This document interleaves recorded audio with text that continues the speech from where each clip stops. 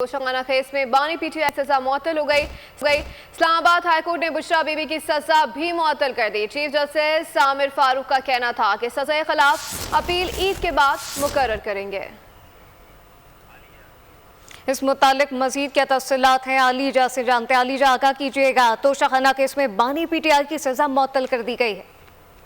देखिए, बड़ी खबर यह है कि तोशाखाना केस में बानी चेयरमैन पीटीआई और उनकी अहलिया बुशरा बेगम को एहतसाब अदालत की जानिब से तोशाखाना केस में 14 साल कैद की सजा सुनाई गई थी। लेकिन आज इस्लामाबाद हाईकोर्ट के 2 रुकनी बेंच, जिसकी सरबराही चीफ जस्टिस आमिर फारूक कर रहे थे और उनके साथ जस्टिस मियां गुल हसन औरंगजेब थे, उन्होंने ये सजा मुअत्तल कर दी है। आज बानी चेयरमैन पीटीआई के वकील बैरिस्टर अली जफर जब अदालत के रूबरू पेश हुए तो चीफ जस्टिस की जानिब से इस्तफसार किया गया कि आप सजा मुअत्तली पर दलाइल देंगे या मरकजी अपील पर दलाइल देंगे। तो उसके ऊपर अली जफर ने कहा कि मैं मरकजी अपील पर दलाइल दूंगा।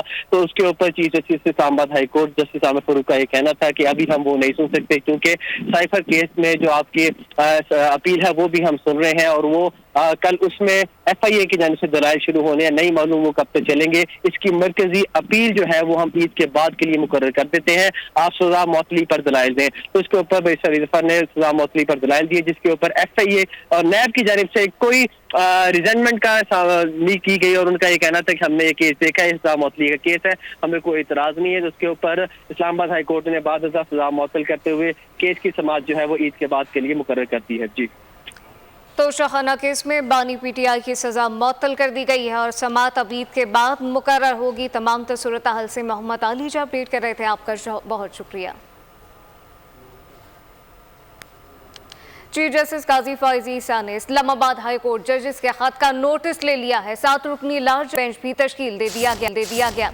चीफ जस्टिस बेंच के सरबराह होंगे, जबकि लार्जर बेंच बुध को 11:30 बजे समाअत करेगा। इस्लामाबाद हाई कोर्ट के 6 जजेस ने खत में बाज़ इदारों की जानिब से दबाव डालने और धमकाने की शिकायत की थी, जबकि और मामले पर सुप्रीम जुडिशल काउंसिल से रहनुमाई और मदद तलब की गई थी।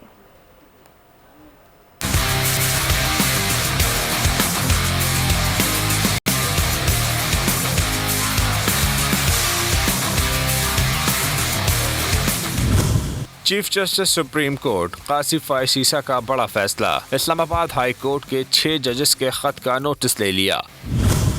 मामले पर 7 रुकनी लार्जर बेंच भी तश्कील दे दिया। चीफ जस्टिस काजी फॉयज ईसा 7 रुकनी बेंच के सरबराह होंगे। बेंच के दीगर अरकान में जस्टिस मंसूर अली शाह, यहिया खान अफरीदी, जमाल खान मंदोखेल शामिल हैं। जस्टिस अतहर मनुल्लाह, जस्टिस मुसर्रत हिलाली और जस्टिस नईम अख्तर अफगान भी बेंच का हिस्सा हैं। लार्जर बेंच बुध को 11:30 बजे अज़ नोटिस की समाअत करेगा। इस्लामाबाद हाई कोर्ट के 6 जजेस ने खत में बास इदारों की जानिब से दबाव डालने और धमकाने की शिकायत की थी। खत Justice Mohsin Akhtar Kiyani, Justice Tariq Mahmood Jahangiri, Justice Babar Sattar, Justice Sardar Ejaz Ishaq Khan, Justice Arbab Muhammad Tahir और जस्टिस समन रफ़त इम्तियाज की जानिब से लिखा गया था। खत में कहा गया था कि हम बतौर इस्लामाबाद हाई कोर्ट के जजेस सुप्रीम जुडिशल काउंसिल से बास इदारों की जानिब से इनके काम में मुदाखलत और इन्हें दबाव में लाने से मुतालिक रहनुमाई चाहते हैं।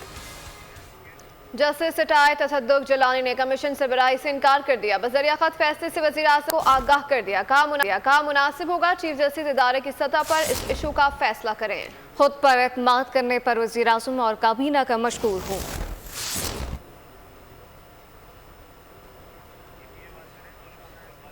इस मुतालिक मजीद क्या तफसीलात हैं जुल्करनैन इकबाल से जान लेते हैं। जुल्करनैन आगाह कीजिएगा, तसद्दुक जिलानी की जानिब से सरबराही करने से भी अब वाज़ेह तौर पर इनकार कर दिया गया है।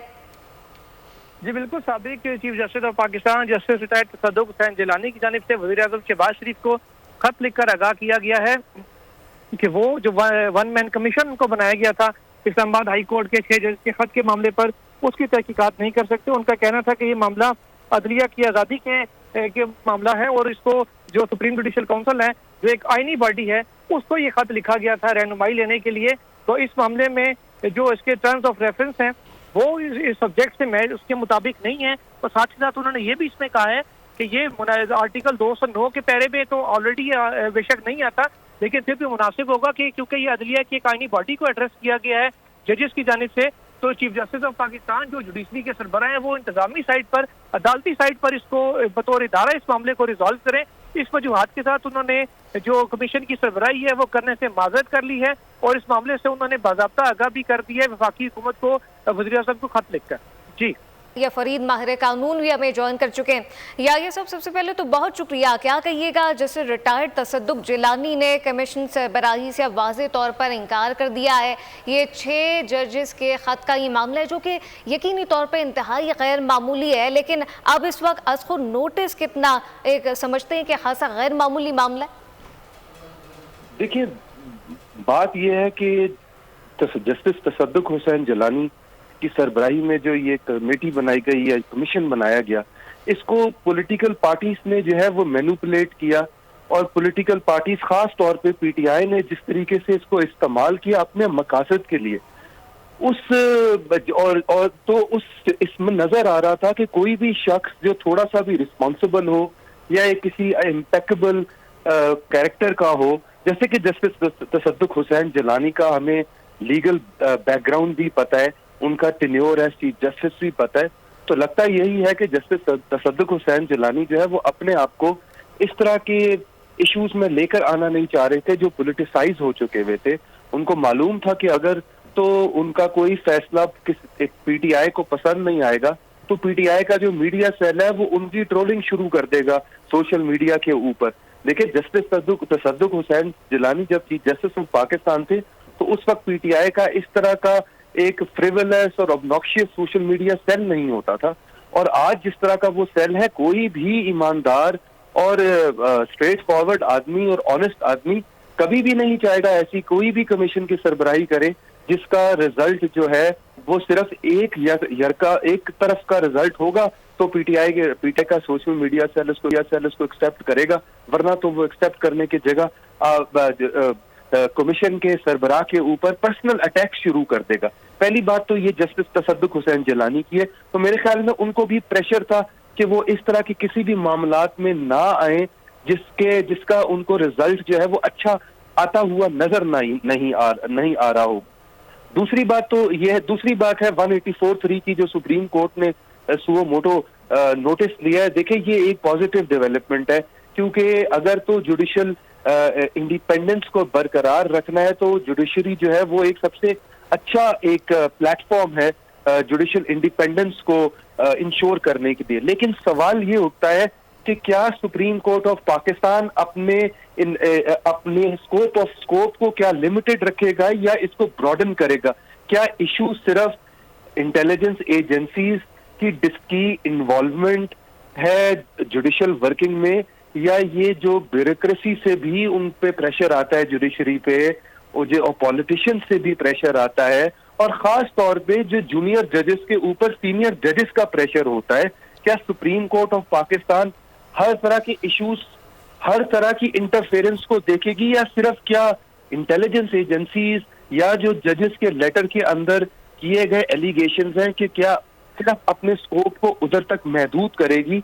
बेहतर होगा अगर सुप्रीम कोर्ट ऑफ पाकिस्तान इस सुओ मोटो के थ्रू जिस तरह की भी जुडिशियल इंटरफेरेंस होती रही है पास्ट के अंदर, और वो हमने देखा कि वो सिर्फ इंटेलिजेंस एजेंसीज से नहीं होती बल्कि वो तो पॉलिटिशियंस भी करते हैं, और सबसे इंपॉर्टेंट के सीनियर जजेस जूनियर जजेस की करते हैं। देखिए, एडिशनल सेशन जजेस, मैजिस्ट्रेट, सिविल जजेस, इनके ऊपर भी प्रेशर होता है, हाई कोर्ट के जजेस का और सुप्रीम कोर्ट के जजेस का। हमने, अगर आपको याद हो तो साकिब निसार के टेन्योर के अंदर देखा कि किस तरीके से लोअर जुडिशरी जो थी वो प्रेशराइज थी इनटू वर्किंग, और अब फैसले देना जो ऊपर से आते थे। तो सुप्रीम कोर्ट को ये सारे मामलात अपने सामने रखने होंगे अगर तो वो चाहते हैं कि फाइनली इस इशू का एक प्रॉपर रेजोल्यूशन निकले। अच्छा, ये सब यकीनी तौर पे आपने इस पे वाज़े तो किया कि तसद्दुक जिलानी की जानिब से सरबराही से इनकार कर दिया गया है, लेकिन अब कानूनी एतबार से इस पर रोशनी डालिएगा, फिर अब ये मामला फिर आगे किस तरह चलेगा? यकीनी तौर पे फिर तो हुकूमत के लिए भी अब ये काफ़ी चैलेंजिंग होने वाला है। साथ साथ एक ये मामला भी बड़ा गैर मामूली है कि जजेस का जो ये ख़त का मामला है, इससे पहले कभी इस तरह नहीं हुआ।